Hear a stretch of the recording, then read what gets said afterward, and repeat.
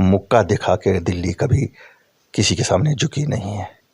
47 से जम्मू और कश्मीर के नेताओं ने मुक्का ही दिखाया ना, क्या मिला? कुछ मिला? हमने हाथ जोड़े, हम कोई शेख अब्दुल्ला तो नहीं है, हमने हाथ जोड़े, नौकरियां तो लाई ना बचा के, वो ऑर्डर तो चेंज कराया ना, ज़मीनों के लिए भी लाए ना। तो आपको अल्ताफ़ बुखारी चाहे कि कोई और पार्टी चाहिए? में आए, ज्वाइनिंग्स भी हुई, लेकिन आपने देखा कि बहुत से अहम चेहरे वो छोड़कर चले गए अपनी पार्टी। तो साथ साथ वो चेहरे बहुत से इल्ज़ामात जो हैं वो पार्टी पर छोड़ के चले गए। ये भी कहा गया कि जो अपनी पार्टी है वो कश्मीर पर ध्यान दे रही है, जम्मू में वो खोखली है। अभी तक भी ये कहा जा रहा है कि जम्मू से कोई सीट नहीं मिल पाएगी, सिर्फ सीटें जो है कश्मीर पर फोकस है तो कश्मीर से ही आएंगी। इस पर आपकी शायद क्या 3 राय या 4 लोग टोटल पार्टी को छोड़ गए, जिनमें से 1-2 नेता थे, बहुत अच्छे लोग थे जो छोड़ गए हैं। लेकिन आपको पता है हर एक प्रोफेशनल लाइफ में यू चूज़ योर प्रोफेशंस। कहीं इंसान कहता है नहीं, शायद जो मैं अचीव करना चाहता हूँ यहाँ अचीव नहीं कर सकूँगा। वो सियासत के लिए को याद दिलाना चाहता हूँ, जब चीफ मिनिस्टर बनते हैं तो पहले दिन झंडा अंदर ओथ उठाते हैं, बाहर निकलते हैं तो झंडा देखते हैं गाड़ी पे दोनों लगे क्या नहीं लगे। उस वक़्त क्यों नहीं सोचा तिरंगा क्यों लगाएं? उस वक़्त भी सोचना चाहिए था। और दूसरी साहिबा ने तो एक दिन 15 अगस्त पे झंडा चढ़ा रही थी, गिर गया तो गले लगा लिया। जब उस वक़्त गले लगा लिया तो आज क्यों लोगों को कहते हो? ये पूरे मुल्क में 75वां महोत्सव है और पूरे मुल्क में मनाया जा रहा है। अगर जम्मू कश्मीर के लिए ही होता तो मैं मानता कोई शैतानी है इसमें।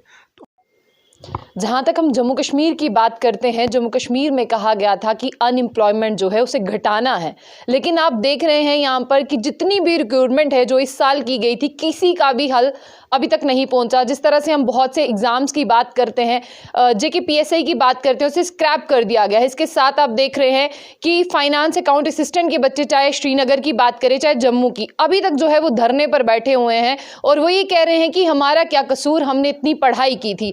तो लेकिन बात करते हैं जिस तरह से जम्मू कश्मीर जो है अब अनमैरिड लिस्ट में जो है वो नंबर 1 पहुंच चुका है, जहां पर हम बहुत अलग अलग चीजें देख रहे हैं, लेकिन जम्मू कश्मीर ने जो है वो बाजी मारी है कि अनमैरिड यूथ जो है वो सबसे ज्यादा जो है वो जम्मू कश्मीर में देखा जा रहा है। हमारे साथ अपनी पार्टी के प्रेसिडेंट अल्ताफ बुखारी जी हैं। अल्ताफ बुखारी जी, आप किसे रीजन मानते हैं, क्योंकि जब से ये न्यूज़ आई है तब से हर कोई इसके बारे में चर्चा कर रहा है, क्योंकि ये भी एक बहुत बड़ा इंडेक्स है, आप किसे कारण मानते हैं कि जो शादियां नहीं करना चाहता? देखिए, चूँकि हमारे यहाँ एजुकेटेड अनएम्प्लॉयमेंट बहुत ज़्यादा है। हमारे यहाँ कोई 14 लाख ग्रेजुएट्स और पोस्ट ग्रेजुएट्स हैं और आजकल की नई जनरेशन में एक ट्रेंड है कि जब तक ना उन्हें कोई रोज़गार मुहैया हो तब तक वो शादियों से गुरेज करते हैं। That is one of the biggest reasons कि आपके यहाँ अनमैरिड काफ़ी ज़्यादा परसेंटेज यहाँ है। और जहाँ तक आपने कहा ये जो आजकल स्कैम्स की बातें हो रही है, बड़ी अफसोस की बात है कि इतने प्रोफेशनल लोग हमारे यहाँ इस वजह से सफ़र कर रहे हैं कि जो एग्ज़ाम लेते हैं हमारी एजेंसियाँ, फिर कहा जाता है जी स्कैम हुआ। चलो जी, स्कैम भी हुआ। अगर 3000 बच्चों का रिज़ल्ट निकला और उसमें 10% या 5% या 2% ने स्कैम किया तो उनको डिस्क्वालीफाई करो, उनको खिलाफ़ कार्रवाई हो। ये सब लोगों को क्यों सज़ा दे रहे हैं? ये गलत बात है। ये बच्चों को फ्रस्ट्रेट करेगा और खुदा ना करे this will lead them to many bad things like drugs, suicides और even picking up the gun. तो सरकार जिस तरह से बात करते हैं, CBI इंक्वायरी की भी बात हो रही है कि CBI जो है अब जांच करेगी। आपको नहीं लगता कि जो बहुत कम नंबर है उसको बाहर निकाला जा सकता है, पर उसे बाहर निकालने के बजाय स्क्रैप क्यों किया जा रहा है? क्योंकि बहुत देखिए आप, लिमिटेड नंबर है जिन्हें बाहर निकाला जा सकता है।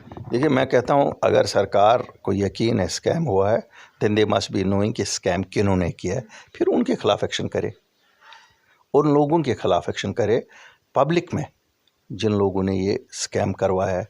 बाकी जिनको पता ही नहीं है, उन्होंने अपने मेरिट से पास किया, उनको तो जम्मू कश्मीर के हालातों को आप किस तरह से देखते हैं? ये जो अफसरशाही है, बाबूशाही है, ये जो जमहूरी निज़ाम है, आप किस तरह से देखते हैं और अपनी पार्टी किस तरह से देखती है इसे? देखिए, मैं बताऊंगा, मैं तो बार बार कहता हूं कि कितनी ही अच्छी ब्यूरोक्रेसी हो, वो डेमोक्रेसी का नैमुल बदल नहीं है। हैविंग सेड दैट, इस वक्त चूँकि जम्मू कश्मीर के ब्यूरोक्रेटों को अनइम्पॉर्टेंट पोजीशंस पे रखा गया है, उन पोजीशंस पे रखा गया है जहां उनके लोगों के साथ जो रोज़मर्रा की प्रॉब्लम लोगों की है, वहां पर सब ब्यूरोक्रेट्स वो हैं जो नए लाए गए हैं, जिनका कोई भी तजुर्बा नहीं है हमारे स्टेट का। तो इसलिए अफसरशाही ज़ोरों पे है, लोगों की कोई सुनता नहीं है। आवाम और सरकार में दूरियां बढ़ी हुई हैं। एक एलजी साहबा के लिए कितना कुछ कर सकते हैं। तो मुझे लगता है गवर्नमेंट ऑफ इंडिया को चाहिए कि वो ये कोई फेवर ना समझे जम्मू कश्मीर के लोगों के लिए इलेक्शन है। ये तो कॉन्स्टिट्यूशनल राइट है। 4 साल कहाँ आप लोगों को गवर्नर रूल में रखते हो, तो क्यों सज़ा दे रहे हो? ये तो कॉन्स्टिट्यूशनल राइट है। पूरे मुल्क में कोई फेवर नहीं है। इलेक्शन होने चाहिए डेमोक्रेटिक, जो भी आ जाए सामने। हम नहीं कहते हैं, लोगों की इच्छा है, जिसको कहेंगे। जहाँ तक अपनी पार्टी की बात करते, एक लहर थी, बहुत से लोग अपनी पार्टी में आए, ज्वाइनिंग्स भी हुई, लेकिन आपने देखा कि बहुत से अहम चेहरे वो छोड़कर चले गए अपनी पार्टी। तो साथ साथ वो चेहरे बहुत से इल्ज़ामात जो हैं वो पार्टी पर छोड़ के चले गए। ये भी कहा गया कि जो अपनी पार्टी है वो कश्मीर पर ध्यान दे रही है, जम्मू में वो खोखली है। अभी तक भी ये कहा जा रहा है कि जम्मू से कोई सीट नहीं मिल पाएगी, सिर्फ सीटें जो है कश्मीर पर फोकस है, तो कश्मीर से ही आएंगी। इस पर आपकी क्या राय है? देखिए, पहले मैं क्लियर करूँगा, हमारी जमात को वर्चुअली अब 2 साल से ज़्यादा टाइम हो गया, 2 सवा 2 साल हो गए। और इन 2 सवा 2 साल में शायद 3 या 4 लोग टोटल पार्टी को छोड़ गए, जिनमें से 1-2 नेता थे, बहुत अच्छे लोग थे जो छोड़ गए हैं। लेकिन आपको पता है, हर एक प्रोफेशनल लाइफ में यू चूज़ योर प्रोफेशंस। कहीं इंसान कहता नहीं, शायद जो मैं अचीव करना चाहता हूँ यहाँ अचीव नहीं कर सकूँगा। वो सियासत के लिए भी ट्रू है, आपके अगर आप मीडिया में हैं तो मीडिया के लिए भी ट्रू है। मुझे याद है, पहले कोई और साहिबा आती थी मेरे पास इंटरव्यू करने के लिए, आजकल वो कोई और किसी और का ये हाथ में लेके आती हैं। तो मैं उनसे पूछता हूँ आपने क्यों छोड़ा, तो वो कहती है वहाँ मुझे नहीं लगा मेरा कैरियर। इसी तरह पॉलिटिक्स में भी है, वो अच्छे साथी थे जो चले गए, शायद उनको लगा कि जो उनको अचीव करना है वो उनको यहाँ अचीव नहीं होगा। बहरहाल, I wish them all the best. मुझे नहीं लगता बहुत ज़्यादा मुझे इस पर टिप्पणी करनी चाहिए, क्योंकि आप देख रहे हैं कल हम जम्मू ईस्ट में थे, तो जवाब तो मिल गया। और इससे पहले 5 तारीख को वुमेंस की एक बहुत बड़ी संख्या में, मुझे लगता है रिकॉर्ड है इस स्टेट के लिए, इस यूटी के लिए, क्या स्टेट के लिए भी रिकॉर्ड। इतनी बड़ी पॉलिटिकल वुमेंस की कभी कहीं पे ये नहीं हुई है जो हमने करके दिखाई। तो इसलिए वो भी नहीं है कि वो जो चली गई हैं उनको भी वो शायद एक जवाब है कि ऐसा नहीं है। लेकिन ऑफ कोर्स मुझे दर्द है दिल में उन दोनों नेताओं का जाने का, क्यों वो मेरे बहुत अच्छे कुलीग थे।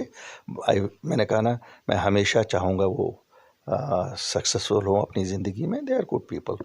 ठीक है, यहाँ उनको अच्छा नहीं लगा, मुझे उम्मीद है जहाँ वो अब हैं वहाँ उनको अच्छा लगेगा। जिस तरह से आपने जम्मू ईस्ट की बात कही, मेरा सवाल भी वही रहेगा, क्या ये उन 2 लीडर्स के लिए जवाब था जो कल आपने जम्मू ईस्ट में किया?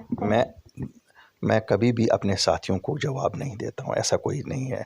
और ना अपनी पार्टी की ऐसी कोई रणनीति है, ये तो चलता रहता है। हमारा मकसद था, हम हर एक जगह कर रहे हैं इस वक्त। अगर आप देखेंगे जम्मू कश्मीर में, जम्मू में भी और कश्मीर में, खाली अपनी पार्टी ही पब्लिक आउटरीच में है।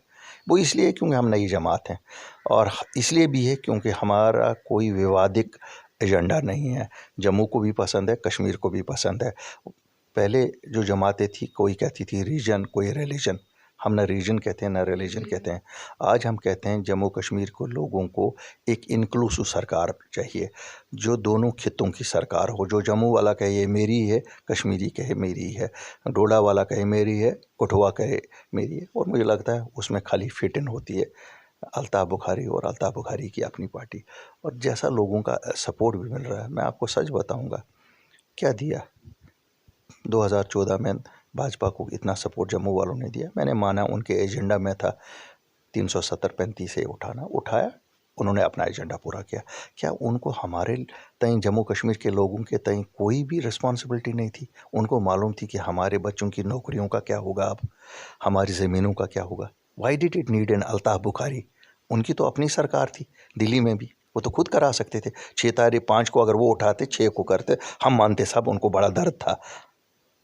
अल्ताफ़ बुखारी उठाना, गालियाँ खाए अपने लोगों से, तोहमतें लगी, भाजपा की बी टीम जी, भाजपा वाले खुद कहते हैं अब, और कोई दूसरा कहे कर ना कहे, ये लोग भी अब कहते हैं, इनको भी अब इतना डर हमसे लग रहा है, ये भी कहते हैं साहब ये तो हमारे, अगर हम अब तुम्हारे ही हैं, फिर क्यों तुम्हें तकलीफ़ हो रही है? अब उनको भी तकलीफ़ हो रही, क्यों? इनको पहले लगता था कि जंगल में हम अकेले शेर हैं। भाई हम शेर नहीं हैं, लेकिन हम थोड़ा सा लोगों की खिदमतगार है, और हमने लोगों के लिए वो किया, वोट लिए बिना हमने 370 हटने और 35A हटने का जो दर्द लोगों के दिल में था, डर था, हमने उस डर को निकाला, जो नौकरियों का तहफ़्फ़ुज़ लाके और ज़मीनों का तहफ़्फ़ुज़ लाके स्टेटहुड मैंने वादा आपको किया है, ये मेरे कोर एजेंडा में लाऊंगा।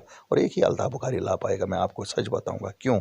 इसमें हाथ भी जोड़ने पड़ेंगे, पाँव भी पकड़ने, मुक्का दिखा के दिल्ली कभी किसी के सामने झुकी नहीं है।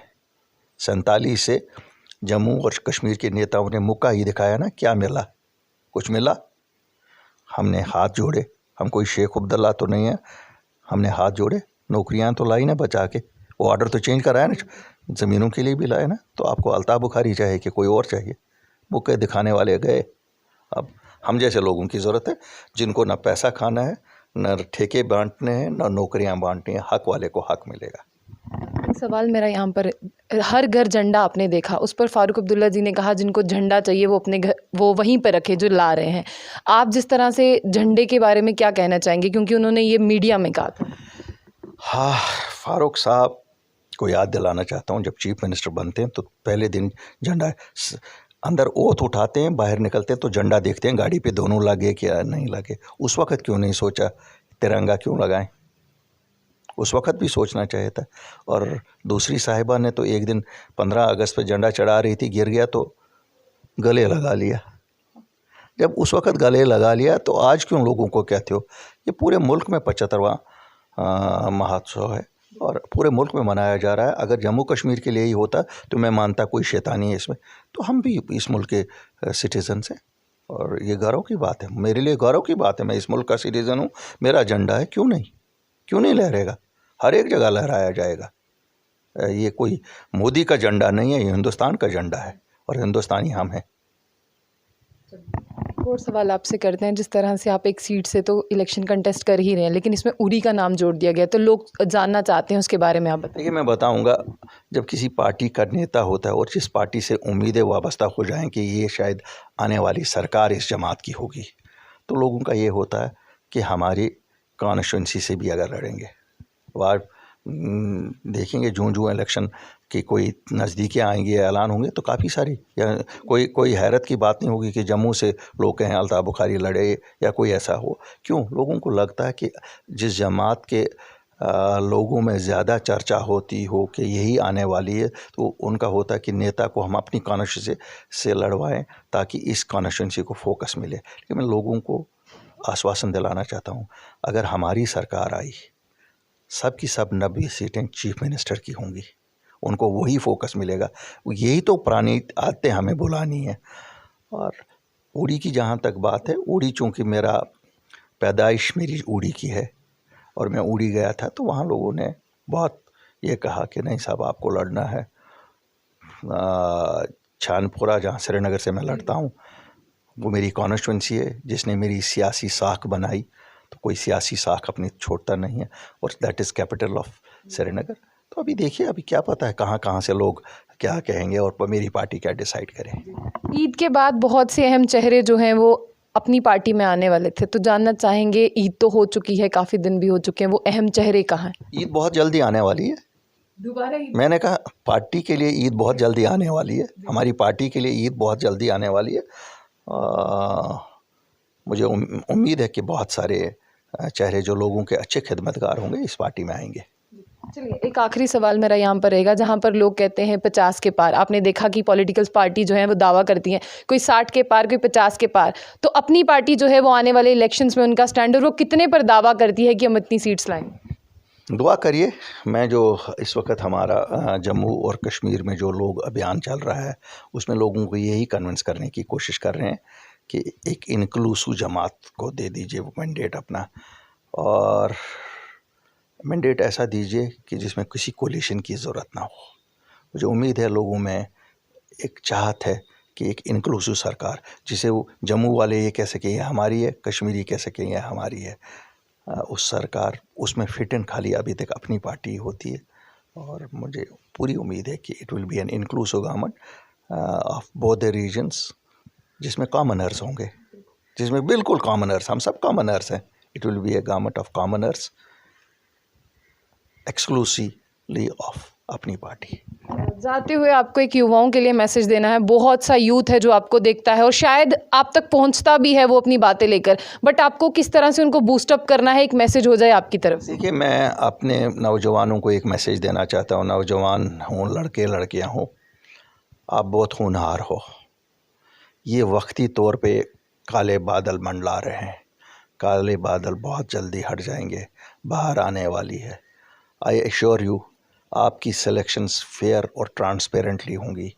कोई भेदभाव नहीं होगा, ना मज़हबी बुनियादों पर, ना रिलीजियस के रीजन्स के बुनियाद पे। Be steadfast, don't try to get into those habits which give you momentarily kicks. आप ड्रग्स करोगे momentarily, it gives you a kick, ये ज़िंदगी आपकी ख़राब करेगा। अल्ताफ़ बुखारी का वादा है, जिस दिन हमारी सरकार आई, सरकारी नौकरियां तो आपके हक़ के मुताबिक जाएंगी, लेकिन मैं खुद बैठूंगा आपके साथ टू मेक यू एंटरप्रेन्योर्स, ताकि कम से कम एक एक बच्चा 10-10 लोगों को और साथ एम्प्लॉय करे, क्योंकि that is how Altaf Bukhari बना है। That is how Altaf Bukhari खुद, और वो ये खाली अल्ताफ़ बुखारी की एक्सपीरियंस है और किसी की नहीं है। क्यों, मैं बिजनेसमैन हूँ, मैंने ज़ीरो से शुरू किया है।